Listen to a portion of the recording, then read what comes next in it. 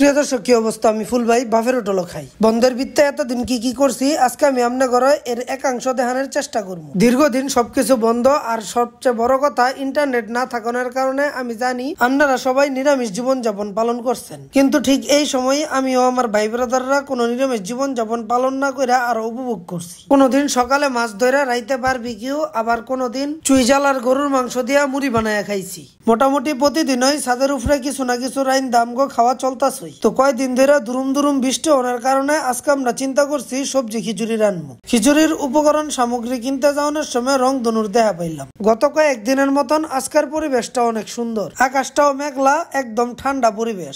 চিন্তা করলাম বৃষ্টি নামলে ভালো হইব, খিচুড়ির লগে একদম পরিবেশটা মাখো মাখো হয়ে যাব। তো আমি সাব্বির আর আমগো মাস্টার শেফ শিবলি মিদুল এই তিনজনে যাইতাছি খোলাপাড়া বাজারও খিচুড়ির উপকরণ কিনতে। অন্যান্য মশলাপাতি কিনা শেষ, ওখানে খালি কাঁচা বাজার লাগবো।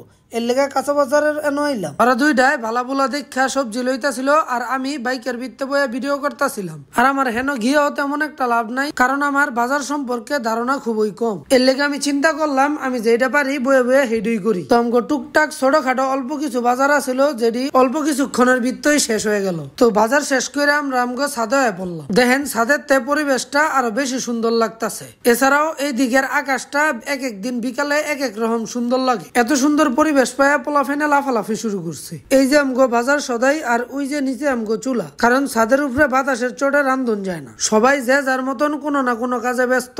ইভন ভাই আলু পেঁয়াজ ছিলতাছে, আর মিদুলে মশলা পাতি গেলি গুছায় মুছায় রাখতাছে, আর আমি করতেছি ভিডিও। সাব্বিরা কথা কইতাছে মাহিনের কোনো কাম না থাকুনার কারণে উই কি করব, এর লেগা চামিচ দিয়া পানি বুনি লাড়তাছে। চিন্তা করে দেখলাম সবারই ফুটে যাইছে মোটামুটি, কিন্তু আমার আয় নাই। এর লেগা কইলাম আমি হুদা একটু কাম কম দেখাই, তোমরা আমারও লয়ে লও। এই দেখেন এই হইলো আমার কাঠগোলাপ গাছ। ওরা অনেক কষ্ট করে মিরপুরের ডাল ভেঙ্গা লইছি, আর এটা কি নিজেও জানি না, ভাল লাগছে রাস্তাতে উড়ে আইনা লাগাই থুয়ে দিছি। আর এইটা হইলো নয়নতারা, আমার খুব পছন্দের ফুল। আমার জীবনের প্রথম নার্সারিতে কিনা গাছ এই নয়নতারা ফুলই, যদিও এটা নার্সারির গাছ না, এটা আমি রাস্তাতে তুলে লইছি। আর এই দেখেন আকাশ, একটু আগে এটার কথাই কইছিলাম, এই সাইডটা এত সুন্দর হয়ে থাকে যে একদিন এক রকম, মাঝে মধ্যে যখন পিঙ্ক হয়ে থাকে তখন আরো বেশি সুন্দর লাগে। ওই দেখেন রং ধনুটা হনো একটু দেখা যায়। ইভন ভাইয়ের আলু পেঁয়াজ কাটা শেষে ওখানে মিষ্টি কুমড়া কাটতাছে। এরপরে সন্ধ্যা নেই মায়ে মিদুলে চাল ধুইতা ছিল, আর এদিকে আগুন ধরানোর সময় হয়ে গেছে গা। চিন্তা করলাম আমি আর রিবন ভাই মিলা আগুন ধরানোর চেষ্টা করি,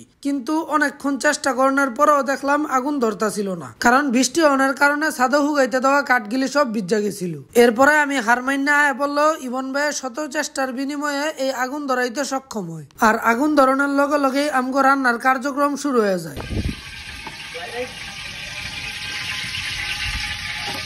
আমার আবার মিদুলের রান্ধন দেখতে ভালোই লাগে। ওই সবসময় দেখি উপকরণ গেলে এক সাইডে সাজায় সোজায় অনেক সুন্দর করে রান্ধে। এর উপরে ওর রান্ধার টেস্ট তো আসই। এটা মনে করেন যে না খাইবো হেরে কইয়া বুঝান সম্ভব না। আমগো বায়োগবিদ্যে শেফ থাকুনার কারণে আমগো এসব খাওয়ানোর বিষয়ে কোনো প্যারাই লোন লাগে না। যখন তখন যেটাই খাইতে মন চায় সবাই মিল্লা জাইল্লা হুটহাট আয়োজন করে লাইতে পারি।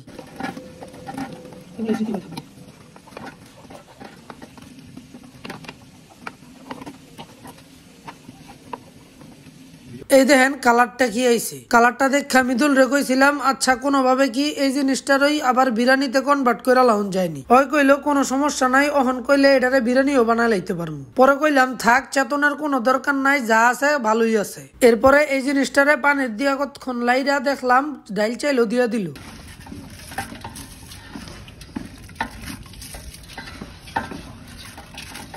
এরপরে আবার লারা চিনি ছাড়া, এরপরে দিল পানি দিয়া, এরপরে কতক্ষণ গুডুর লাইরা, এরপরে দিল টমেটো, এরপরে কতক্ষণের লেগা ডাইকা থুয়ে দিল। কতক্ষণ পরে ডাকনা সরায় লারা দিতে হালকা একটু গ্রান বাইরিল। পুরো গ্রান লওয়ার ইচ্ছায় অনেকক্ষণ খাড়া রইলাম, কিন্তু পুরো গ্রান আইলো না, কারণ এটা মাত্রই দেওয়া হয়েছে। এর কতক্ষণ পরে ইভন ভাই কইলো চাইলটা দেখ ফুটছে নি। রানতে পারি আর না পারি চাইল চেক করে কইতে পারছি যে এটাই অনেক। এরপরে আমি আর আজিজুল ভাই যাই কলা পাতা আনতে, কারণ কলা পাতার উপরে খিচুড়ি এটা অন্যরকম একটা বিষয়। যদিও এই জবজারেতে কলা পাতা কাটতে খুব ডর লাগতাছিল, কিন্তু কিছু করার নাই, কাটতে তো হইবই। প্রতিবারের মতন মিদুলের আজকের রান্নাটাও একদম অসাধারণ হইছে। তো আজকের মতন এনই বিদায় লইলাম। আপনাকে হগলতের লগে দেখাইব নেক্সট আবার একটা ইন্টারেস্টিং ভিডিও।